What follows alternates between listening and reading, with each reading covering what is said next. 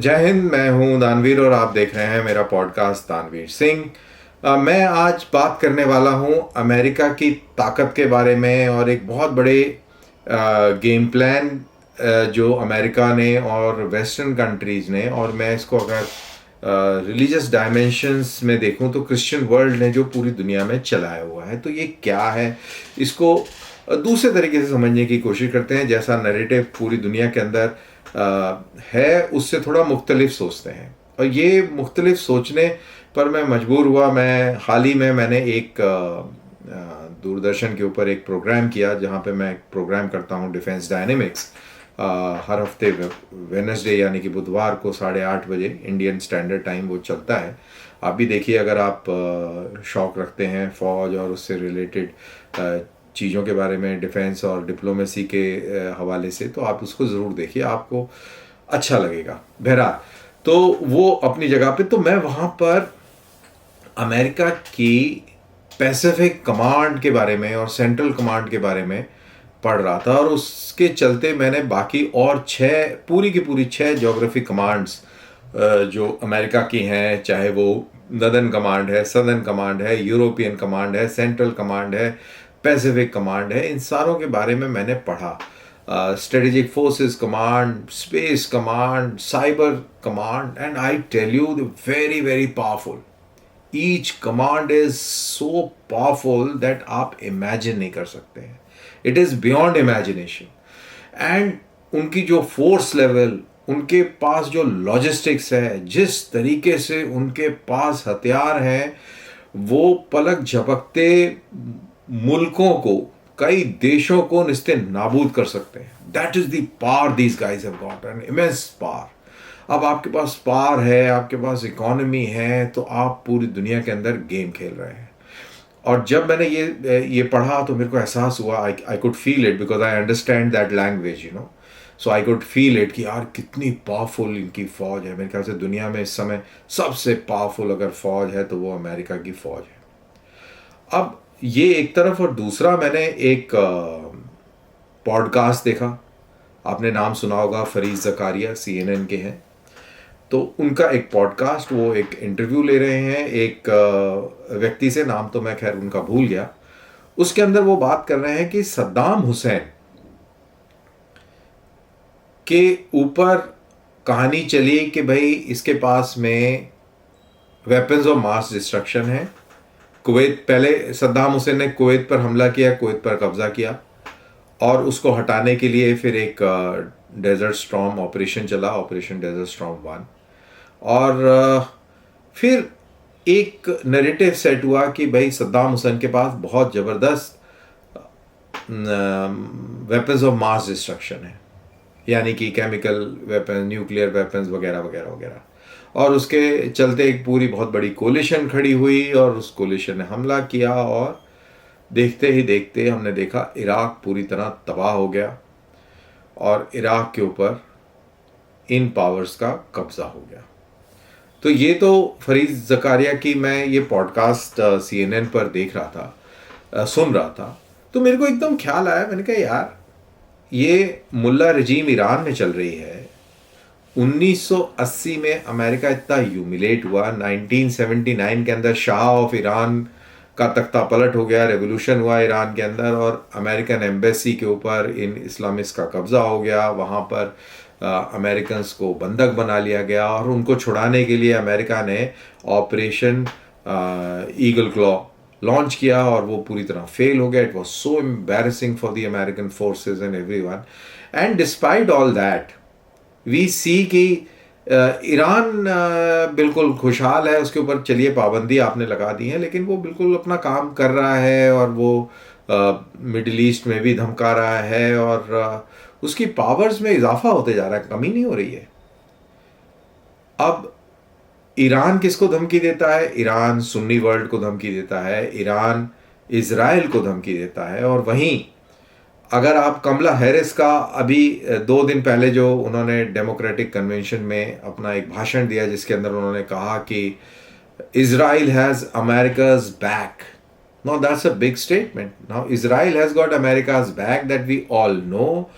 और world war 2 के बाद से America and the West, that is the countries like United Kingdoms and Australia, New Zealand, Canada, France, Germany, and all these people, they have been supporting Israel in one way or the other, and America is a big supporter of Israel beyond doubt. और उसके चलते Israel ने सारे अरब मुल्कों को कई जंगों में शिकस्त दी है, और आज भी उन्होंने 40,000 से अधिक फिलिस्तीनियों को मौत के घाट उतार दिया है, और नो काउंटेबिलिटी। अमेरिका कह रहा है कि सीज फायर करिए आप, लेकिन नेतन्याहू मानने को तैयार नहीं है। और नेतन्याहू ने ईरान में जाके और वहाँ पे हनिया, जो फिलिस्तीन यानी कि जो हमास का जो लीडर था, पॉलिटिकल लीडर, उसका भी कत्ल कर दिया, और उधर ईरान धमकी दे रहा है। तो ये समझ में नहीं आता कि जब अमेरिका इतना पावरफुल है, जब वो इराक को चुटकी बजा के ख़त्म कर सकता है, जब वो अफगानिस्तान के ऊपर रातों रात कब्जा कर सकता है और अपनी मनमानी मनचाही हुकूमत चला सकता है, तो ईरान को उसने अभी तक क्यों नहीं छेड़ा? कभी आपने सोचा कि ईरान को उसने क्यों नहीं छेड़ा? तो आप कई सारे तर्क भी दे देंगे, लेकिन मुझे ऐसा लगता है कि ये मेरा मानना है, I can be absolutely wrong, but just ये जो बैकड्रॉप मैंने दिया, और इसके चलते जो मेरे को जो लॉजिकल कंक्लूजन जो मेरे को लगता है वो ये है कि अमेरिका ने जान के इस सिस्टम को रखा हुआ है। फायदे, एक तो इजराइल को भी वो चेक में रखता है, और सबसे ज़रूरी कि अरब वर्ल्ड के अंदर सुन्नी वर्ल्ड को, दैट इज़ सऊदी अरेबिया जैसे मुल्कों को, यूएई, कतर और इन सब मुल्कों को एक चेक में रखता है। और अमेरिका अपना गेम खेल रहा है कि अगर तुम बिगड़े तो हम यहाँ नरम हो जाएंगे, अगर ये बिगड़ा तो हम इधर नरम हो जाएंगे। तो ये एक गेम वहाँ चल रहा है।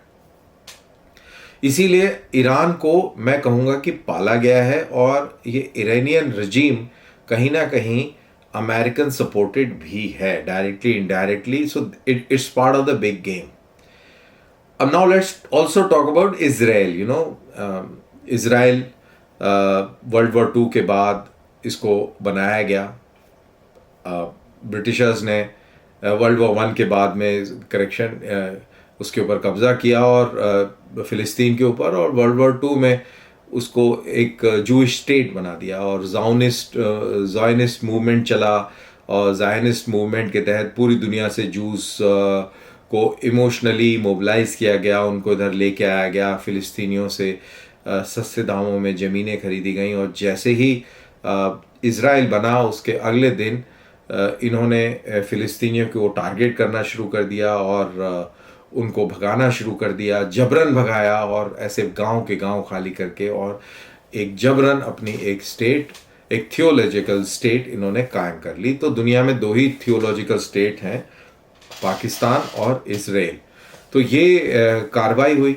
तो अब ये तो सबको मालूम है, आपको भी मालूम है, गूगल वगैरह पे सारी इन्फॉर्मेशन है, और सब जानते हैं, और लोग बड़ी तरस भी खाते हैं कि यार यहूदियों के साथ में, जूस के साथ में बहुत बुरा हुआ वर्ल्ड वॉर 2 में। जर्मनी ने कंसंट्रेशन कैंप में इनको रखकर गैस चैम्बर्स में कितने जूस मारे, और इनफैक्ट हुआ भी बहुत बुरा।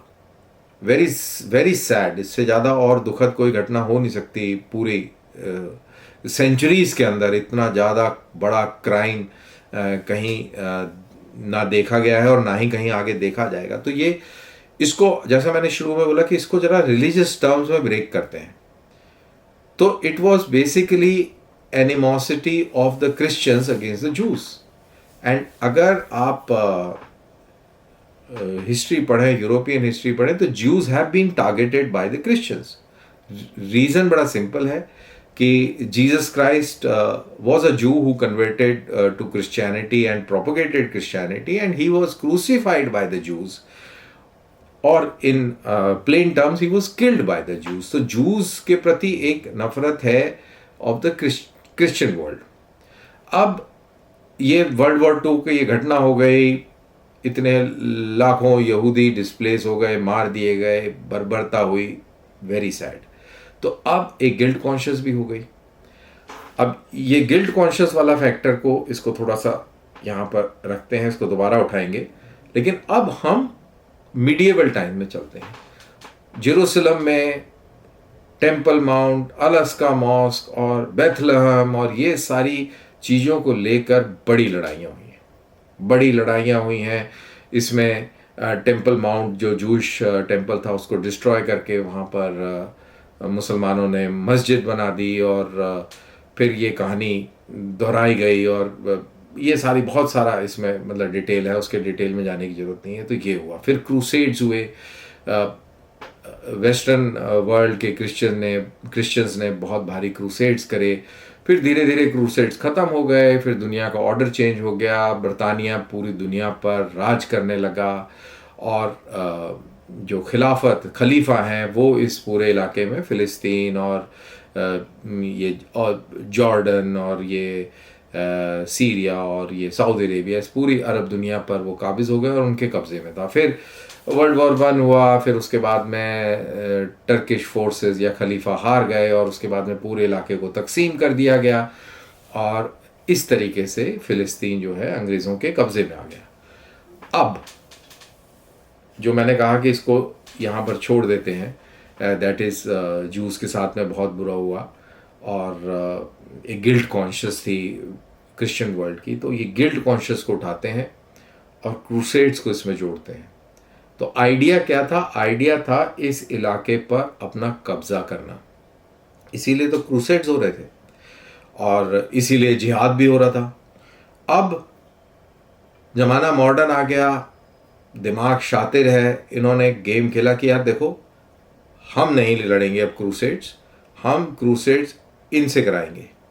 किन से कराएंगे? जूस से कराएंगे। इनके साथ में जास्ती हुई है, हमारे अंदर गिल्ट फीलिंग है हमारी पूरी पॉपुलेशन में, तो हम इनको एक इनकी जगह, जिसको प्रॉमिस लैंड कहते हैं, इनके दस्तावेज़ों में भी है, तो ठीक है ये हमारे कब्ज़े में, इनको ये दे देते हैं, इनको दे देते हैं। इनको कहेंगे यार इनका तो ये बहुत पुश्तैनी हक है, और तो इनको ये ज़मीन पकड़ा देते हैं और हम इनकी पूरी हेल्प करेंगे। तो अब ये जो इज़राइल और फ़िलिस्तीन और अमेरिका की पूरी बैकिंग, और जो अंग्रेज़ दुनिया है ये पूरी इसके समर्थन में एंड वगैरह वगैरह, तो ये जो पूरा खेल चल रहा है, इसको अगर इस तरीके से सोचें, अगर मैं ये कहूँ कि ये क्रूसेड्स का ही हिस्सा है जो कि सबलेट कर दिया गया है कि अब यार हमारी तरफ से क्रूसेड, अब तुम लड़ो। तो ये कहानी मेरे को कई बारी ऐसे सेट होती नज़र आ रही है। और ईरान, जैसा मैंने कहा कि ईरान को ख़त्म करना अमेरिका के लिए चुटकी बजाने वाला काम था, वो कभी भी ख़त्म कर सकता था और अभी भी कर सकता है। कोई बहुत बड़ा काम नहीं है, सिर्फ एक command, that is central command, उसकी 5th फ्लीट, एंड ये सब are sufficient to destroy the आयतुल्लाहs एंड देयर regime। पलक झपकते ही ये गेम हो सकता है बॉस। So that's it. तो ये बहुत बड़ा गेम चल रहा है, और इसी गेम का हमने एक बहुत खूबसूरत उदाहरण अभी अपने बगल में पड़ोस में देखा। पहले पाकिस्तान में देखते रहे, अब वहाँ पे चाइनीज़ एक्टर भी आ गए हैं, और अमेरिकन एक्टर्स थोड़े कमज़ोर पड़ गए हैं, लेकिन वहाँ भी जद्दोजहद जारी है। और अभी the latest that we have seen is in Bangladesh. तो चाइनीज़ एक्टर्स जो है वो भी गेम खेल रहे हैं, अमेरिकन्स भी अपनी स्पेस तलाश रहे हैं, और इंडियंस भी कोशिश कर रहे हैं पैरों पे खड़े होकर और अपनी बात को कहने में, अपनी बात को अपने लोगों को पहले समझाने में, और उसके बाद में इस जियोपॉलिटिक्स में एक क्रिटिकल योगदान देने में। तो let's see how it pans out in days to come. But मेरे को लगा कि ये जो मेरे को ऐसा लगता है, जो मेरी जो समझ में आता है, तो ये जो पूरी बात, चाहे वो ईरान की हो, इज़राइल फ़िलिस्तीन की हो, बांग्लादेश पाकिस्तान की हो, कि ये आपसे मैं शेयर करूं। तो अगर आपको ये ठीक लगी हो, पसंद आई हो, तो प्लीज़ इसको लाइक कीजिए और शेयर कीजिए।